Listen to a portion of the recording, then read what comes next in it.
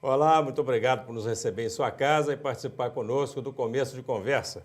Um programa de entrevistas diferente com pessoas muito especiais. Sempre um bate-papo franco, aberto, sem censura. No programa de hoje teremos uma explanação geral sobre o processo de licitação. Convidamos um especialista no setor, que irá esmiuçar o assunto e trazer todos os detalhes que envolvem o processo licitatório. Ele é bacharel em Direito e especialista em Direito Público pela FADVALE e ainda especialista em Gestão da Produção e Gestão de Pessoas. Membro da Assessoria Jurídica da Fundação Educacional de Caratinga, professor do Centro Universitário de Caratinga nos cursos de Administração, Ciências Contábeis e Ciências Econômicas.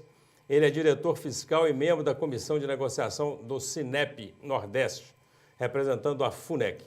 Ele falará para nós o que é, como funciona e por que é necessário o procedimento de licitação. Tudo isso e muito mais você vai saber daqui a pouco, depois do intervalo. Não saia daí, nós voltamos já já.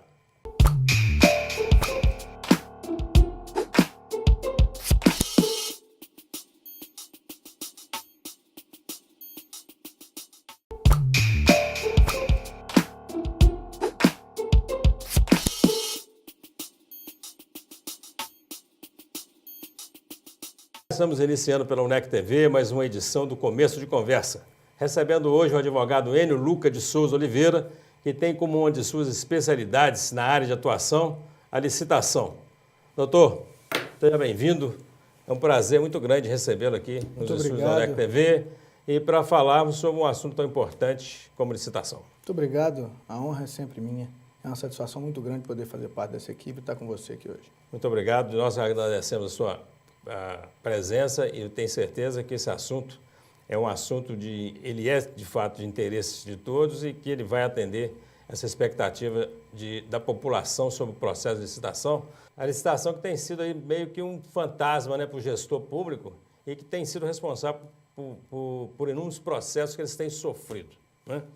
Mas antes da gente entrar no assunto licitação, eu queria te apresentar um pouco aí para o telespectador, né? Doutor Enio, nascido em Inhapim. Inhapim. Muito bem. De Inhapim nós recebemos aqui nos estúdios da UNEC TV recentemente a ilustre presença do Dr. Thales, Sim. Que também é advogado, falou para nós sobre transição, né? E hoje nós estamos aí com esse assunto importante que é licitação. Isso. Em Inhapim, mais uma vez, eu vou lembrar, né, para o telespectador, e o senhor sabe muito bem disso, que é a terra do pássaro cantor. Sim, terra do pássaro cantor. E a terra do Monsenhor Raul Mota de Oliveira. Isso, um exemplo grande de personalidade, grande pessoa muito influente aí na sociedade e uma pessoa fantástica, né? Admirável. Exemplo de pessoa. Monsenhor Raul Mota de Oliveira, que é membro do Conselho Diretor da Fundação Educacional de Caratinga. Sim, que bom. Né? E que está fazendo agora 58 anos de sacerdócio. Quero aproveitar, mandar um abraço para o senhor Raul. Parabéns pela sua brilhante trajetória, né? Como sacerdote e como pessoa e como homem influente, importante que o senhor é. E aí, comemorando 58 anos de sacerdócio, parabéns, senhor Raul Mota de Oliveira. Estenda nossos abraços e felicitações. Doutor Enio, o senhor nasceu em Inhapim. Sim. Mas eu tenho uma curiosidade. Sim. O senhor está com quantos anos? 38. 38 anos. 38 anos. Está novo ainda, chefe. 38 anos. Nasceu no hospital de Inhapim? Não. Eu nasci no hospital em Governador Valadares. Valadares. Era meio que cultura ou necessidade à época. Ou E pra falta Valadares? de nascer em hospitais com um pouco mais de recursos, né? Aí eu nasci em Valadares, mas registrei em Inhapim, natural de Inhapim. Tá. O registro foi feito em Inhapim. Foi feito Seus em pais Inhapim. são de Inhapim. Meus pais são... Minha mãe é de São Domingos das Dores, e meu pai é de Inhapim.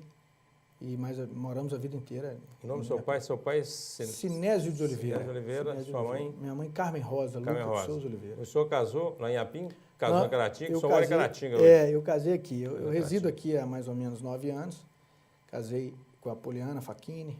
E logo em seguida nós viemos residir aqui em Caratinga. Já tem 9 anos que... E é pai do Pai do Augusto. Augusto, Facchini. atleticano. Não, rapaz. Não. É cruzeirense. Deu azar, então. Não, deu sorte. Deu sorte.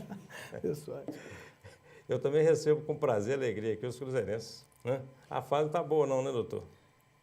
Tá meio complicado, mas nós ainda estamos na frente. Mas na Copa do Brasil agora eu tenho certeza que como bom mineiro você vai torcer Clube Atlético Mineiro? Rapaz, difícil. Vamos conversar disso depois. Vamos conversar. Estudou onde, doutor? Em Inhapim?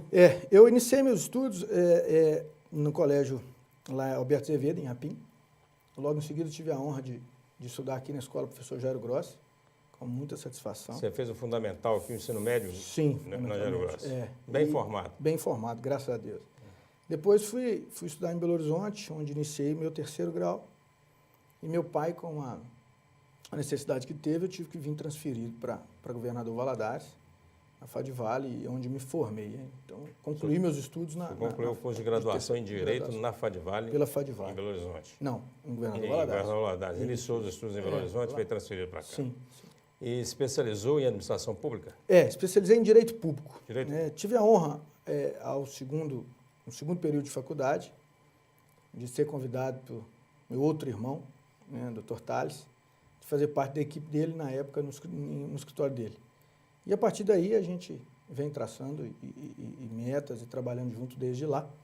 E foi lá que eu conheci o direito público e me apaixonei pelo direito público, principalmente para a área de licitações. Com experiência profissional na administração pública? Sim, com experiência profissional na administração pública. Já trabalhei em diversos municípios. Iniciei o meu serviço no serviço público no mandato do saudoso Custódio Quintanilha, em São Domingos das Dores. Já trabalhei em Inhapim, em Imbé de Minas. Já trabalhei em São Sebastião do Antro. Já trabalhei aqui na Prefeitura de Caratinga. Então, a gente vem aí, durante esse tempo todo, atuando nessa área de licitação, que é o que a gente gosta de fazer. Muito bem. E o nosso assunto de hoje, o foco dele é o processo licitatório. Sim. E assim, antes da gente entrar de vez nesse assunto, o que é, na prática, um processo licitatório, ou licitação? O que é isso? Você disse muito bem, né? Para muitos, infelizmente, ainda é um fantasma o processo licitatório. O processo licitatório é um procedimento administrativo obrigatório, ou seja, ele é regulamentado por lei, que obriga a administração pública direta, em geral, a realizar todas as vezes que necessite adquirir bens ou serviços. Fundações públicas, autarquias, prefeituras, Estado, governo, a União, dentre outros, têm essa obrigatoriedade que todas as vezes que necessitar adquirir bens ou serviços, tem que passar por esse procedimento administrativo. Então, é inerente à administração pública? Sim, inerente à área da administração pública. Inclusive, ele é obrigatório para o braço empresarial do Estado. Nós estamos falando das empresas estatais que, mesmo com parte do capital controlado pela iniciativa privada, o controle da instituição ele é estatal. Sim. Caixa Econômica Federal, Banco do Brasil, IBGE. Essas empresas se obrigam à licitação. Sim, se obrigam à licitação. Algumas, inclusive, têm um órgão gestor acima que faz todo esse procedimento e distribui para as unidades. Mas para bens e serviços comuns, com certeza. E a licitação, ela prevalece ou ela acontece a partir de determinado valor? Ou é para compra de qualquer coisa? O prefeito quer comprar uma geladeira, ele tem que fazer uma licitação? Sim. A administração pública, Eugênio, ela é pautada, em primeiro momento, de planejamento. Você deu o exemplo da geladeira, é uma coisa interessante. Havendo planejamento, ele tem noção de quantas geladeiras irá necessitar, por exemplo. Entendi. E, a partir daí, ele inicia-se o procedimento licitatório. Uma coisa é adquirir uma geladeira durante o exercício financeiro anual. Mas se eu comprar uma geladeira todo mês? Se comprar uma geladeira todo mês, concretiza o quê? Uma falta de planejamento. Você devia ter feito um processo só para atender no todo. E é bem provável que ele entre numa fria. Exatamente, é bem provável que ele entre numa fria, se ele não cumprir com as regularidades da lei. O assunto está muito bom. Nós vamos para um rápido intervalo e nós voltaremos já com o doutor Enio Luca, falando sobre licitação. Não saia daí, nós voltamos já.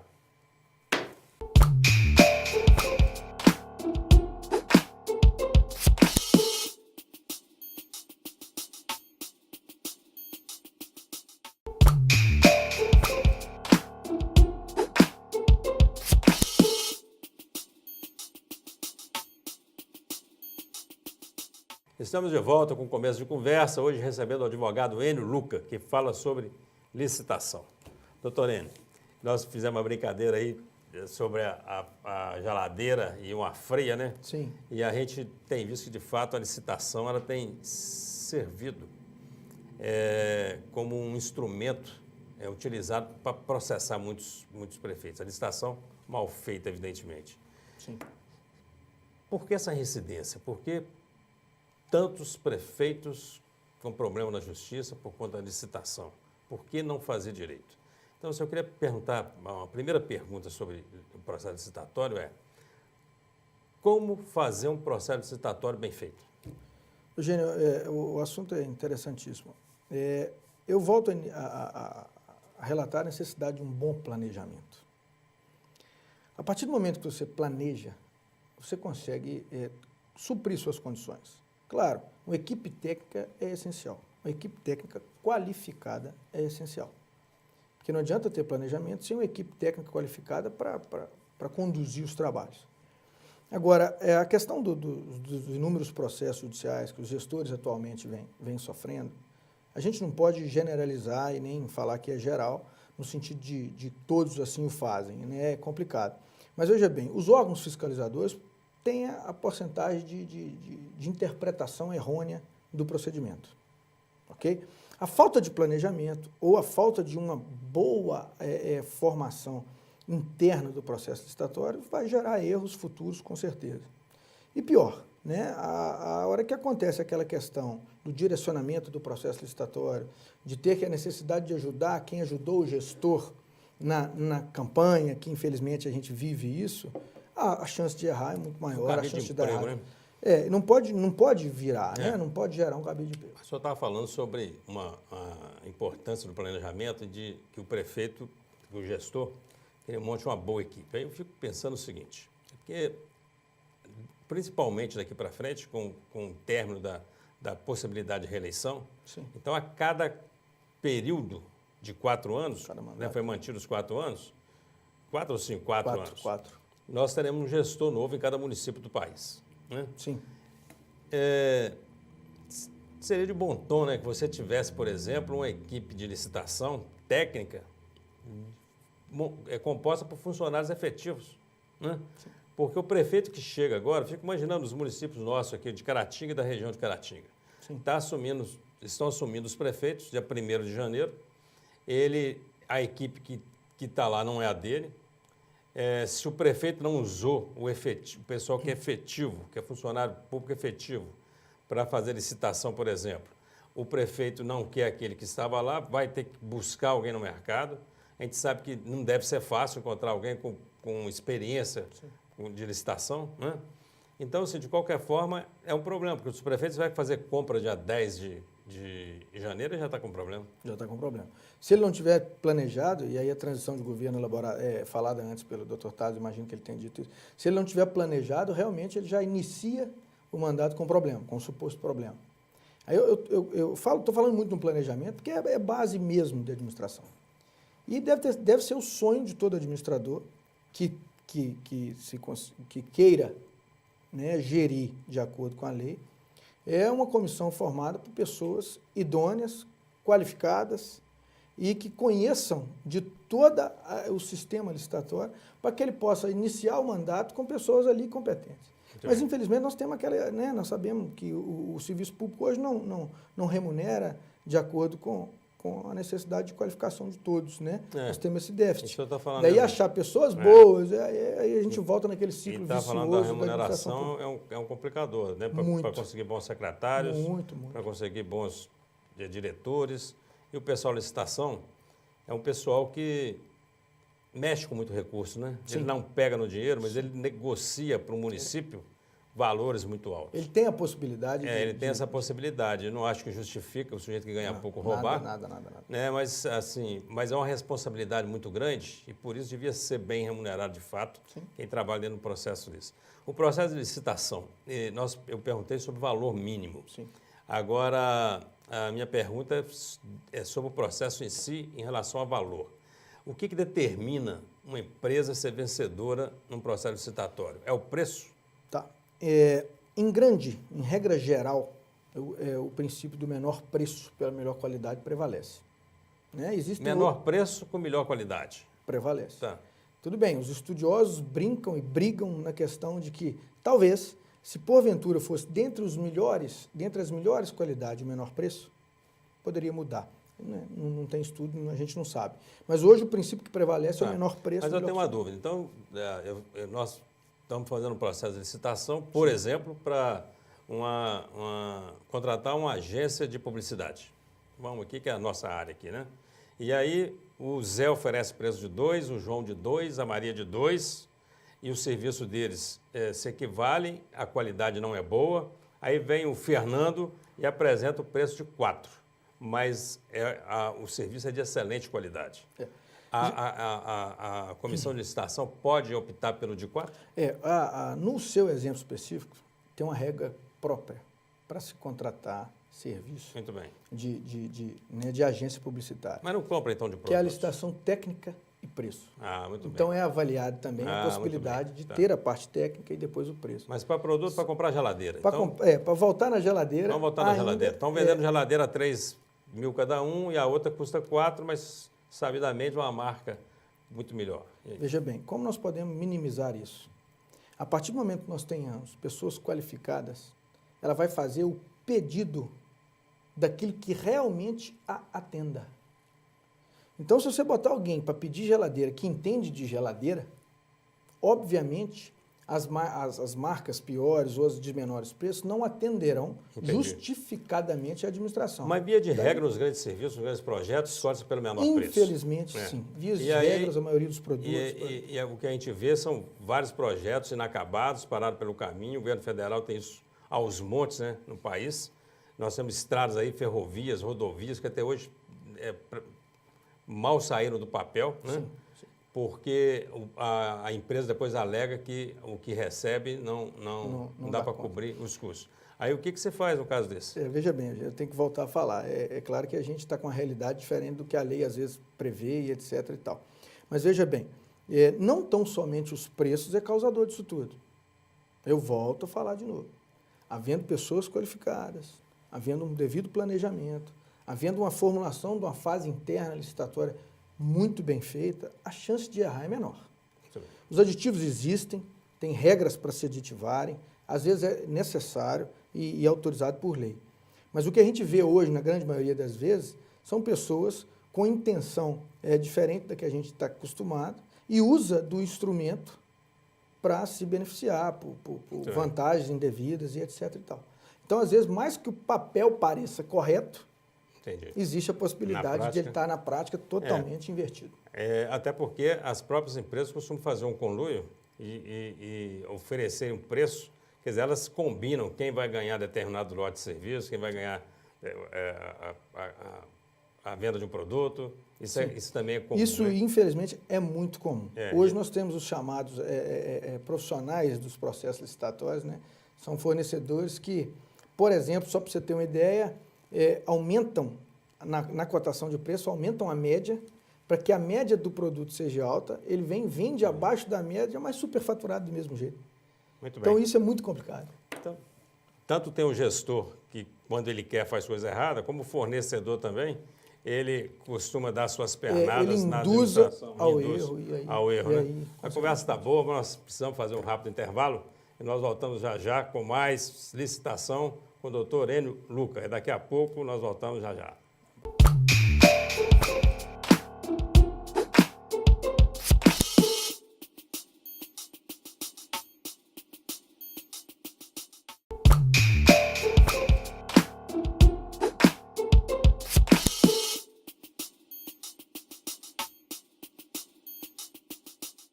Olá, estamos de volta com o começo de conversa. Você que está chegando aí agora, ainda pode assistir o terceiro e último bloco do programa sobre licitação. E quem fala para nós sobre esse assunto hoje é o advogado Enio Luca, que faz uma explanação geral sobre o assunto.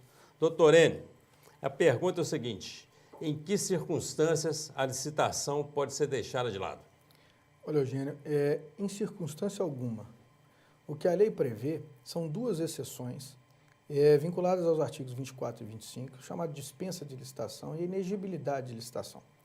Mas por que em condições algumas? Porque o procedimento licitatório ele não pode deixar de existir, mesmo na dispensa quanto na inexigibilidade. Ou seja, um caso de guerra, um caso de epidemia muito grave, decretado pelo governo e etc., ou até mesmo na questão do fornecedor exclusivo. Então, um é dispensado, o outro é inexigível, porém o procedimento licitatório ele tem que existir. o procedimento administrativo ele tem que ser concluído, iniciado e concluído de acordo com o que prevê a lei. E essa figura do pregão? O que diferencia um pregão da licitação? Veja bem, o pregão foi uma modalidade que foi instituída por lei a partir de 2002. Supostamente ele veio para desburocratizar as outras modalidades de licitação previstas na Lei 8.666 e com algumas vantagens. Por exemplo, o não bloqueio orçamentário, a não exigência de valores mínimos, a não necessidade de compra imediata, ou seja, eu compro se realmente for necessário. Caso contrário, eu não faço. Então, assim, o pregão ele veio com tempo menor de publicidade e com essas outras características que eu acabei de falar. Então, ele veio, assim, em regra geral, para tentar desburocratizar esse suposto procedimento árduo, com tanto tempo, para facilitar a administração pública em geral na aquisição de bens e produtos comuns. Tá? A participação no processo licitatório ela é aberta a todas as pessoas, às empresas? Sim. A participação em processo licitatório ela é a todos os interessados que tenham o objeto contratual pertinente ao objeto licitado e que cumpram com suas obrigações judiciais, tributárias, financeiras, contábeis, dentro de uma regra que é estabelecida por edital de licitação. Então, assim, todos os interessados que tenham objeto pertinentes e que cumpram com suas obrigações fiscais, tributárias e judiciais podem participar de processo licitatório. Como acabar com fraudes e crimes no processo de licitação? Isso será sempre via judicial? Quer dizer, depois da onça morta é que vai punir culpados? Veja bem, Eugênio, na minha opinião, a questão de fraude em processo licitatório ela é muito mais cultural do que judicial, vamos dizer assim. A parte da cultura, nós precisamos mudar nossa cultura. Por exemplo, os países pelo mundo, a presunção é de honestidade. No Brasil, infelizmente, a presunção é de vantagens indevidas, né? E aí a gente inclui todo o povo brasileiro, vantagem indevida em fila de banco, vantagem indevida em estacionamento, que se estaciona em lugar errado e etc. Tal. Então, na administração municipal não é diferente. Então, os gestores que querem vantagens indevidas, aí automaticamente o crime vai continuar. Então, eu acho que, primeiro a cultura. Depois, o que nós temos que fazer é combater isso. Através de quê? Através de um edital de licitação mais claro, sem direcionamento, regras exigidas e cumpridas com todo rigor. Isso faz com que, a partir do momento que se planeje, que tenha uma equipe qualificada, editais transparentes, sem nenhuma obrigação com nenhum fornecedor, aí com certeza as fraudes vão diminuir, porque a tendência é de se acertar muito mais em relação aos procedimentos licitatórios. Muito bem, o senhor falou sobre presunção de honestidade, e aí fazendo essa comparação dos países envolvidos com o Brasil, aqui no Brasil a gente vê o candidato bater no peito e falar que ele é honesto. Isso não chega a ser ridículo, já que essa é uma obrigação de qualquer pessoa de ser honesto? É a questão cultural que eu tinha falado antes. Eu falo o seguinte, hoje honestidade virou adjetivo de qualificação. Né? Nós somos criados com honestidade, princípio básico para tudo. Então, assim, mudou muito. Então, a questão é mesmo cultural e a gente tem que nos transformarmos primeiro para depois a gente pensar em elevar isso a todas as condições de gestão, de administração e etc. Nós estamos iniciando agora, em 1º de janeiro, as novas administrações públicas, e aqui na nossa região, vários prefeitos ou não foram reeleitos ou não conseguiram fazer seu sucessor. E o senhor, como especialista na área, que conselho o senhor daria aos novos gestores no que tange à licitação? Olha, primeiro, parabenizá-los pela vitória, né, e que façam uma administração pautada em clareza, em transparência, em honestidade, né, porque já que é adjetivo de qualificação, agora nós temos que pelo menos pedir isso também. E que façam uma administração voltada para os seus munícipes, para a sociedade, num cunho social e atender toda a maioria da população no bem comum. Agora, em relação aos processos licitatórios, que deixem de ser fantasmas, que deixem de ser coisas absurdas, se planeje. Você está em época ainda de transição, se planeje, tenha um objetivo, tenha foco naquilo que você quer, contratem pessoas extremamente qualificadas, pessoas que tenham idoneidades comprovadas e uma qualificação técnica muito grande. Por quê? Cargos técnicos, pessoas técnicas, há uma chance de que o erro seja diminuído em grandes números. Então, assim, o conselho da gente é mais ou menos nesse sentido, para ver se aí a gente consegue administrar com tranquilidade e fazer o bem comum para o povo, que é o que interessa. Doutor Enio, a Câmara da UNEC TV está aberta aí para as suas considerações finais. Olha, Eugênio, em primeiro lugar, agradecer muito a você, a toda a sua equipe, pelo acolhimento, pelo belíssimo trabalho que a gente vem vendo acontecer. Há muito tempo em nossa região nós não tínhamos um trabalho com uma qualificação igual à sua. Vocês estão de parabéns mesmo. Agradecer à Fundação Educacional de Caratinga pela oportunidade, por fazer parte dessa equipe que me honra muito e parabenizar, de certa forma, a toda a sua equipe, você principalmente, por inovar no que tange esse entretenimento de entrevistas, de programa. Caratinga precisava disso, nossa região precisava disso, e ninguém melhor que você e sua equipe para transformar isso e deixar as coisas acontecerem. Vocês estão realmente de parabéns. Muito obrigado, estou à disposição de vocês, é uma honra muito grande para mim poder estar aqui com você hoje. Doutor Enio, nós aqui agradecemos a sua presença aqui, além de ser muito agradável, foi muito esclarecedora. Esperamos recebê-lo mais outras vezes aqui nos nossos estúdios para tratarmos de outros assuntos. As ordens, Okay? ficarei muito honrado de fazer parte disso. Estamos encerrando mais um começo de conversa e hoje tratamos aqui sobre licitação com o advogado Dr. Enio Luca. Muito obrigado por sua audiência, muito obrigado por sua atenção e até o nosso próximo encontro. Se Deus quiser, até lá.